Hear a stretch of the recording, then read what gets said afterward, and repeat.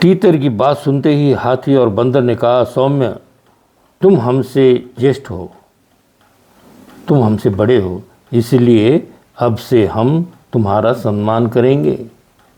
बड़े आदमी के साथ अच्छा व्यवहार होता है समाज के अंदर।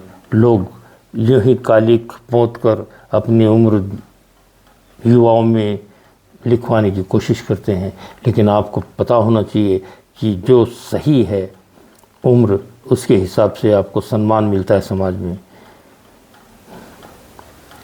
तीतर की बात सुनते ही हाथी और बंदर ने कहा, सौम्य, तुम हम में से ज्येष्ठ हो, इसलिए हम आज से आपका सम्मान करेंगे, गौरव करेंगे, सेवा करेंगे, हाथ जोड़ेंगे और भी जितने उचित कर्म हैं आपके आदेशानुसार वो भी पूरे कर देंगे।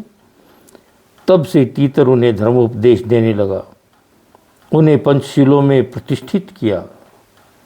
उसके साथ उसको उम्र के तजुर्बों का अनुभव था और वो सब में विद्वान कहलाया। उसने जो जो सीखा था अपने जीवन के समय में, बुद्ध के वो सारे उपदेश इन दोनों को समझाए। तब से तीतर उन्हें धर्मोपदेश देने लगा, उन्हें पंचशीलों में प्रतिष्ठित किया। अब वे उस वट वृक्ष के नीचे एक दूसरे का आदर करते, सम्मान करते, साथ साथ प्रेम पूर्वक रहने लगे। यह कथा सुनकर तथागत ने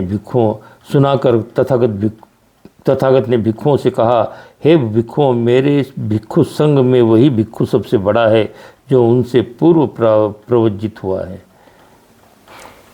उसी को बड़प्पन मिलना चाहिए, सम्मान मिलना चाहिए, उसी की सेवा तथा उसी को हाथ जोड़कर प्रणाम करना उचित है, अन्य को नहीं, चाहे उसकी कोई भी अवस्था क्यों न हो।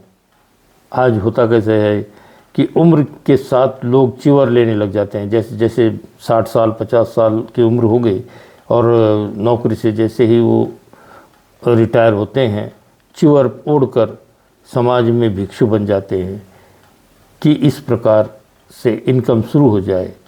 बहुत सारे धम्म को गलत दिशाओं में मोड़ रहे हैं। चिवर सही व्यक्ति को पहनना चाहिए। जो समाज में आज दशा है कि धम्म नहीं बढ़ पा रहा है, इस सारी बातों का उन्हीं मुद्दों को लेकर परेशानियां हैं। इसलिए हम सब की जिम्मेवारी बनती है कि भिक्षु प्रशिक्षण केंद्र हम बनाएं, बाल संस्कार केंद्र बनाएं और शुरुआती तौर से बौद्ध धर्म का प्रचार प्रसार हो, तभी धम्म की अच्छी बातें लोगों तक पहुंच पाएंगी। तो साथियों, यह कथा सुनाकर तथागत ने भिक्षुओं से कहा, हे भिक्षुओं, मेरे भिक्षु संघ में वही भिक्षु सबसे बड़ा है जो उनसे पूर्व प्रवज्जित है।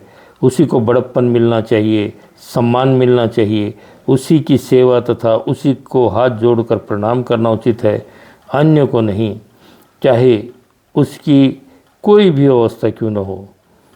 ये वद्धम पच्चायन्ति नरा धम्मस्य कोविदा दिट्ठठेव धम्मे पासंसा संपराचेत सुगति।